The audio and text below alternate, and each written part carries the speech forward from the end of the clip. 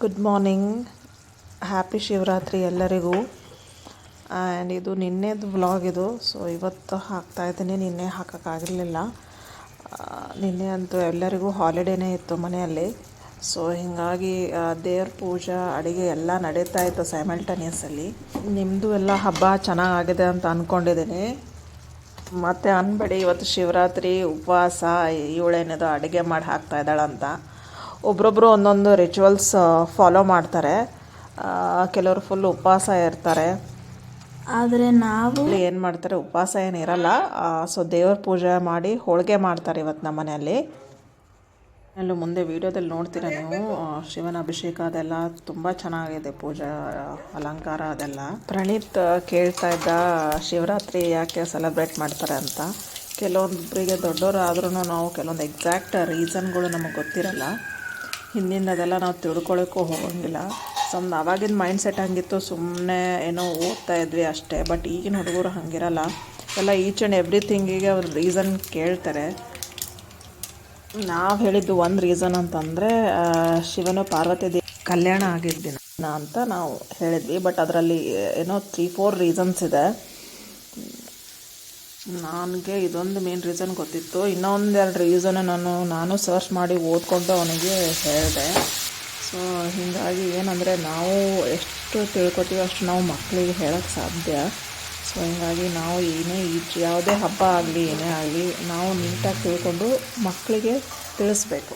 ಆವತ್ತಿನ ದಿವಸ ಉಪವಾಸ ಯಾಕೆ ಮಾಡಬೇಕು, ಜಾಗರಣೆ ಯಾಕೆ ಮಾಡಬೇಕು ಅಂತ ಎಲ್ಲ ತಿಳಿಸಿ ಹೇಳಿದೆ ಅವನಿಗೆ. ನಿಮಗೂ ಇದು ರೀಸನ್ ಮತ್ತೆ ಏನಾದರೂ ರೀಸನ್ ಗೊತ್ತಿದ್ದರೆ ನನಗೆ ಏನೋ ಕಮೆಂಟ್ ಬಾಕ್ಸಲ್ಲಿ ತಿಳಿಸಿ, ನಾನು ಅವನಿಗೆ ಎಕ್ಸ್ಪ್ಲೇನ್ ಮಾಡ್ತೀನಿ.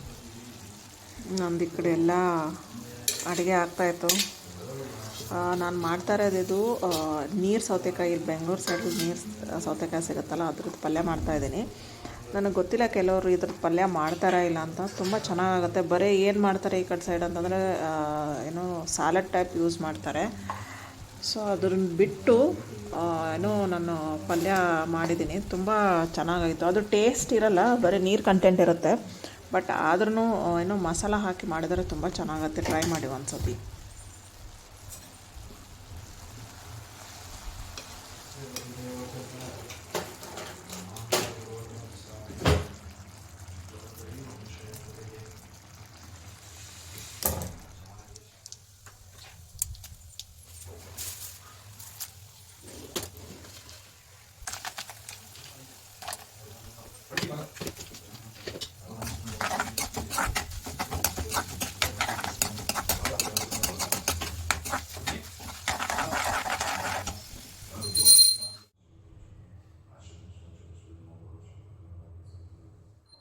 ಈ ವಿಡಿಯೋದಲ್ಲಿ ನೋಡ್ತಾ ಇದ್ದಾರೆ ಅಂತ ಅನಿಸುತ್ತೆ.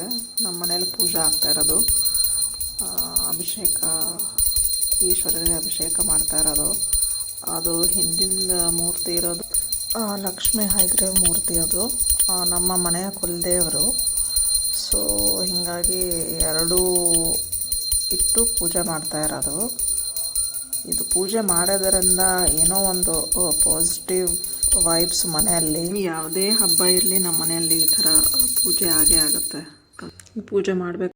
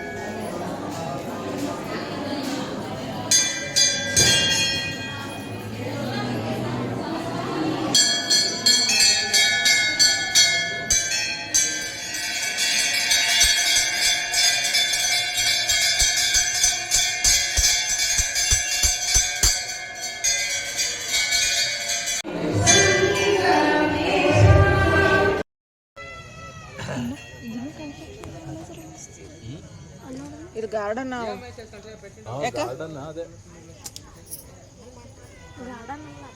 ಯಾರು ಅನಂತ ಅವರೇ ಶೆಟ್ಟಿ, ಡಾಕ್ಟರ್ ಶೆಟ್ಟಿ. ನಾಯಿಗಳೊಂದು ಭಾಳ ಆಗ್ಯಾವ ನೋಡಿ ಎಲ್ಲ ಕಡೆ ಭಾಳ ಡೇಂಜರ್ ಆಗ್ಯಾವ. ಈ ಕಡೆ ಬಾ ಇತ್ತ ಬಾ ಅದೇ ರೀ ಅಲ್ಲಿ ಬೇಡ ಅದಕ್ಕೆ ಈ ಕಡೆ ಇಲ್ಲಿ ಬರ್ರಿ.